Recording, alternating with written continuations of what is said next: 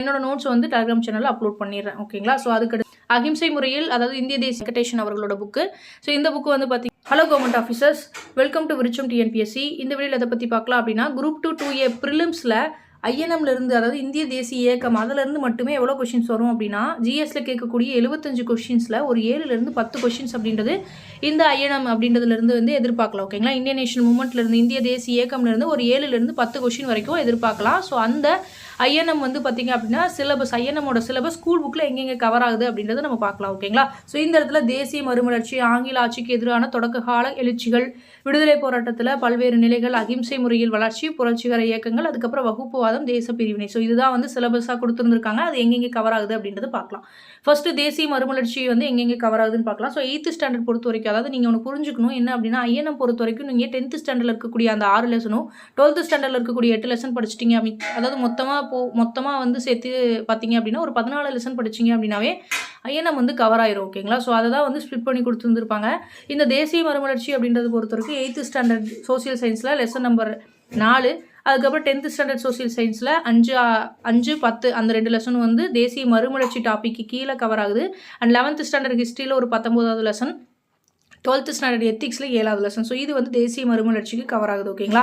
அடுத்து ஆங்கிலேயருக்கு எதிரான தொடக்க கால கிளர்ச்சிகள் பொறுத்த வரைக்கும் 8th ஸ்டாண்டர்டில் 2, 3, 4 அந்த லெசனும், அதுக்கப்புறம் 10th ஸ்டாண்டர்டில் 6வது லெசனும் 7வது லெசனும் கவர் ஆகுது. அதுக்கப்புறம் 11th ஸ்டாண்டர்ட் இது எல்லாமே சோசியல் சயின்ஸ் புக். ஓகேங்களா? சோசியல் சயின்ஸ் புக்கில் 11th ஸ்டாண்டர்டில் 17, 18, 19 இதெல்லாம் கவர் ஆகுது. அதுக்கப்புறம் இந்த தலைவர் உருவாதலில் கொடுத்துருந்தாங்க இல்லையா, காமராஜர், நேரு, அம்பேத்கர், அதுக்கப்புறம் மௌலானா அபுல் கலாம் ஆசாத்னு சொல்லிட்டு இது எல்லாத்துக்குமே கவர்மெண்ட் மெட்டீரியல் வந்து ரெஃபர் பண்ணால் போதுமானதாக இருக்கும். அண்ட் ஒரு சில தலைவர்களுக்கு வந்து நெட் ரெஃபரன்ஸ் வந்து வேணும். ஸோ நான் என்னோட நோட்ஸ் வந்து டெலிகிராம் சேனலில் அப்லோட் பண்ணிடுறேன். ஓகேங்களா? ஸோ அதுக்கடுத்து ஐஎன்சியோட அகிம்சை முறையில், அதாவது இந்திய தேசிய காங்கிரஸ் அகிம்சை முறையில் வளர்ச்சி மற்றும் புரட்சிகர இயக்கங்களுக்கு எங்கெங்கெல்லாம் வந்து கவர் ஆகுது அப்படின்னா, 10th ஸ்டாண்டர்ட் சோசியல் சயின்ஸ் புக்கில் 7வது லெசன், 8வது, 9வது லெசனும், 12வதுல வந்து பார்த்தீங்க அப்படின்னா 12வது ஹிஸ்ட்ரி புக்கில் 1லேருந்து 5 லெசன் அப்படின்றது வந்து இந்த டாபிக் கீழே கவர் ஆகுது. அண்ட் 11th ஸ்டாண்டர்ட் பாலிட்டி பொறுத்த வரைக்கும் 14வது லெசன், 15வது லெசன் வந்து கவர் ஆகுது. ஸோ அந்த 14, 15 அப்படின்றது யூனிட் 9க்கும் வரும், யூனிட் 8க்கும் வந்து வரும். ஓகேங்களா? வகுப்புவாதம், தேசியவாத பிரிவினை கீழே எந்தெந்த லெசன் அப்படின்னா 12th ஸ்டாண்டர்ட் ஹிஸ்ட்ரியில் 6, 7, 8. ஓகேங்களா? ஸோ நான் சொன்னது அதில் 10th ஸ்டாண்டர்ட் இருக்கக்கூடிய அந்த 6 லெசனும் அண்ட் 12th ஸ்டாண்டர்டில் இருக்கக்கூடிய அந்த 8 லெசன், மொத்தம் 14 லெசன் தான் உங்களுக்கு ரிப்பீட்டடாக வரும். ஓகேங்களா? அந்த ஐஎன்எம் பொறுத்த வரைக்கும்.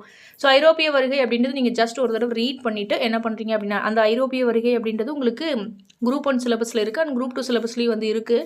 ஸோ நீங்கள் ஜஸ்ட் ஒரு தடவை ரீட் பண்ணிட்டு நோட்ஸ் மட்டும் எடுத்து வச்சுக்கோங்க. ஓகேங்களா? ஸோ 8th ஸ்டாண்டர்டில் ஃபஸ்ட் லெசனும் அண்ட் 11th ஸ்டாண்டர்டில் 16வது லெசனும் வந்து கொடுத்துருந்துருப்பாங்க. ஓகேங்களா? ஸோ இதுதான் அந்த லெசன்ஸ். ஸோ 8th ஸ்டாண்டர்டில் வந்து பார்த்திங்க அப்படின்னா இந்த 3 லெசன்ஸ் வந்து பார்த்திங்க அப்படின்னா எதில் கவர் ஆகும் அப்படின்னா ஐஎன்எம்மில் வந்து கவர் ஆகும். அதுக்கடுத்து 10th ஸ்டாண்டர்டில் இருக்க வரைக்கும் அந்த 6 லெசன் வந்து கவர் ஆகும்.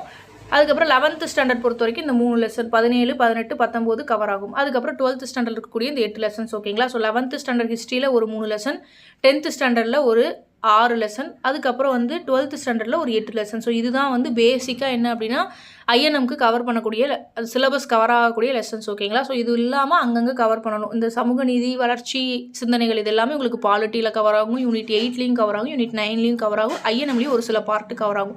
இதை தாண்டி அதர் சோர்ஸஸ் என்ன அப்படின்னா, இந்திய விடுதலை போராட்ட வரலாறு, அது வந்து பார்த்திங்க அப்படின்னா வெங்கடேஷன் அவர்களோட புக்கு. ஸோ இந்த புக்கு வந்து பார்த்திங்க அப்படின்னா கொஞ்சம் ஓரளவுக்கு வந்து கண்டென்ட் எடுக்கிறதுக்கும் அண்ட் மெயின்ஸ் கண்டென்ட் வந்து ப்ரிப்பேர் பண்ணுறதுக்கு கரெக்டாக இருந்தது. ஓகேங்களா? ஸோ அதனால் இந்த புக்கு ஒன்று வந்து சொல்கிறேன். அண்ட் அதே மாதிரி ஸ்பெக்ட்ரம் புக் ஆகட்டும், அண்ட் அதே மாதிரி பிபின் சந்திரபால் இருக்கு இல்லையா, மாடர்ன் ஹிஸ்ட்ரிக்கு, அந்த புக் வந்து இங்கிலீஷ் மீடியம் வந்து ரெஃபர் பண்ணுவாங்க. தமிழ் மீடியம் ஸ்டூடெண்ட்ஸ் வந்து வெங்கடேஷன் அவர்களோட புக் வந்து ரெஃபர் பண்ணலாம் மெயின்ஸுக்கு. ஓகேங்களா? ப்ரிலிம்ஸ்க்கு நீங்கள் previous year question papers and school books நல்லா படிச்சிங்க அப்படின்னாவே போதுமானதாக இருக்கும். ஏன் அப்படின்னா 75 கொஸ்டின்ஸ் தான் கேட்குறாங்க. அப்படிங்கும்போது 75 கொஸ்டின் ஒரு 10 கொஸ்டின் வருது அப்படிங்கும்போது 7 கொஸ்டின் ஸ்கூல் புக் பேஸஸில் வரும் and 3 question previous year question paper base பண்ணி வர மாதிரி இருக்கும். ஓகேங்களா? ஸோ அதனால் வந்து பார்த்திங்க அப்படின்னா ப்ரிலிம்ஸ்க்கு ஸ்கூல் புக்கும் and previous year question papers அப்படின்றதே போதுமானதாக இருக்கும். மெயின்ஸுக்கு கண்டிப்பாக வேறு சோர்ஸஸ் அப்படின்றது ரெஃபர் பண்ணியே ஆகணும்.